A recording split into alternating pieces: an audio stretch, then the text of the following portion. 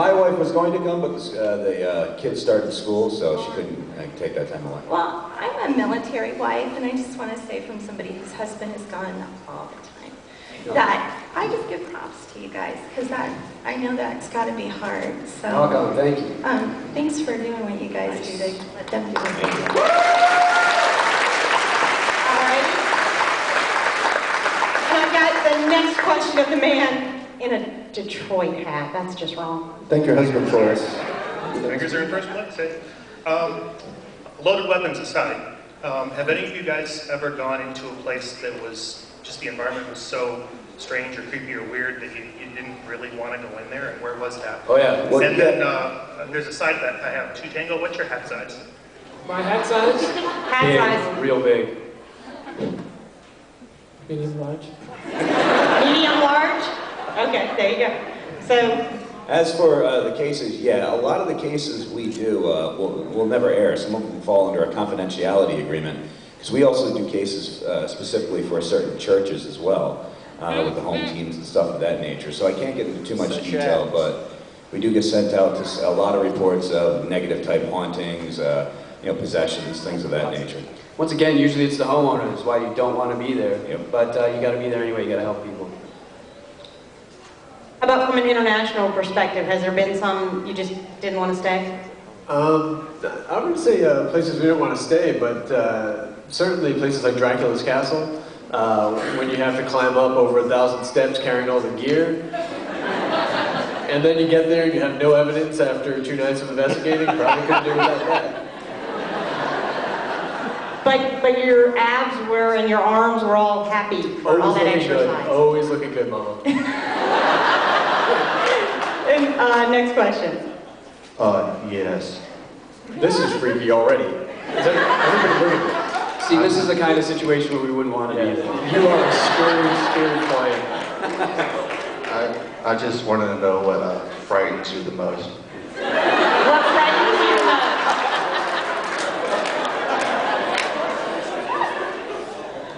most? What frightens you the most? What bothers us the most? Frightens. Frightens. Frightens us the most. Probably Creepy my wife. dudes in masks. My wife, when she's good. His wife when she's mad. Honestly, I don't. There's not much that really does. We just look at it differently. We're not going into a place, looking to be terrified and run out. We leave that to certain others.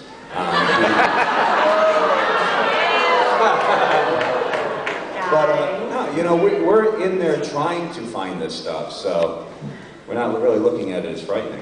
Yeah, my fears are pretty natural. I don't want to get hurt. I don't want to lose my kids, that type of stuff. I'm not afraid of spiders or anything dumb like that. I'll give you a hug later. All right, now let's go down the line, Dave. Tango, how about you? Your answer. The list is too long with this guy. My fear is honestly being mugged. I don't want to be in that position whatsoever. That's truthful. Being mugged. Oh, mugged. Mug, They okay. said bugged. What about carjack? Carjacked, same thing. Okay. Steve? I'm not afraid of anything in terms of the paranormal, but I have some fears that I encounter quite often. I don't like insects. I don't like flying. You need a notebook, Steve. I know. I could keep going for like an hour, but I'll stop there. I don't like Tango's hotel rooms. They're usually pretty. So like ranch dressing. Our crew's over here going, yeah, Tango's hotel. Okay. Good times. Joe, how about you? Sometimes when we go overseas, there are poisonous snakes and spiders, abandoned buildings with big holes in the floors, and sometimes the clients themselves. We're really ripping on the clients today, huh? I must have missed that. Just a tiny bit. True. I think something that's actually become a growing fear of mine, I never had a problem with it before, and I've talked to Steve about it, is the flights. Our overseas flights are crazy. I mean, when Joe and I just flew in, and just one of our 3 flights we took today was 14 and a half hours. So it's a lot of time. I spent all Time to day. drive. Yeah, Take a boat. I would like to. But Joe and I have been on a couple of flights together. One time we were just about to take off, and you're on the runway and you're just about to go, and all of a sudden the guy stops, and you're like, that doesn't usually happen. And then he comes on and tells you, oh, there's water in the cockpit and everything's shorted out. Yeah. Like, great. So there's been See what I'm saying? close calls. No, you're right, but you're justified. But there's no spiders on the plane, so it's okay. Or snakes, right? No snakes on the No plane. mother effing spiders on this mother effing plane. Hey guys, I enjoyed the show. I had a question. I saw an episode just recently where you guys were in a mill and y'all were communicating with a 9-year-old little boy. And I wanted to know, Jason said that the little boy could follow him home because he had 4 other kids. And I wanted to know if that child did follow you home and if you've ever had anything follow you guys back from a hunt. With that, no, nothing ever seemed to follow me home. But it's welcome to. I teach my kids not to fear this stuff. It's part of their everyday lives. So I just probably should have made sure I'd let the wife know that I did that before it aired. Did you let the wife know? What was that? Did you let the wife know that? I sent her a text, but it must not have gone through. Well, I did. You saw me send her a text. It was right on TV. No. But she found out watching the show. So, again, the second part of this was, has anything ever followed you home? Has anything? Not against, other than a homeowner trying to follow you home. It's hard enough to prove that there's something actually there at the house, but then to prove that that same thing is now at your house? No, I don't think that's ever happened. Honestly, I don't think we ever have. It's nice if it would, then I could just do my work from home. Telework. Telework would be great. That would be awesome. Teleworking. It's the new thing. Right. You couldn't do that plumbing either, unfortunately. That would be difficult. Okay. Exactly.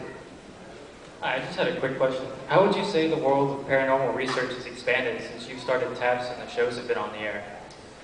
What much has the paranormal world expanded? What influence would you say TAPS and the show has had on paranormal research? I can't comment on that. I can definitely say that over the last 5-6 years, I've seen the paranormal community become much larger than it ever was. And it's nice because I've also seen so many groups start networking with each other and a lot of people working together. Is that due to our show? Yes. Steve. I was going to say I don't know. Steve has his own theory on it. I couldn't tell people I was a ghost hunter until this show aired. They made fun of me. Yeah, if we had this panel, Now everybody loves it. if we had done this panel like 6 years ago, 7 years ago, there would have been like 10 people here. Yeah. Well, Big difference. I'm trying not to take credit for any of that. And, who knows? If we did help make it larger, well then great. You see a lot more new equipment too. A lot of smart people out there making equipment, and that's a big plus for the field. That's true, Dave. Thank you. Hi, I'm from Kansas, and it might be because we're just bored there, but we come up with a lot of rumors and superstitions. So I was wondering if you've ever investigated in Kansas, or you plan to, specifically Topeka? Like rumors of hills and mountains? Yeah. Things like that. That would be a really big rumor. Yeah. We've heard of those. We haven't investigated in Kansas yet. We did drive through it, and we were extremely goddamn bored for about 3 hours. It was big haystack. It's bad when at like 11 o'clock at night you see a town off in the distance and figure, all right, we'll stop, we'll grab some food, we'll hit the restroom, and 45 minutes later that town is still way off in the distance. Because the state is so damn flat. You can see, it's ridiculous. It was a big hay bale fence, Yeah. big sprinkler, big hay bale. Oh, tornado. Thanks. Now, we are looking at some locations this season to film out there. Yeah. Thank you. Did you go dead? We got a dead mic. Woohoo! Try again. I'll trade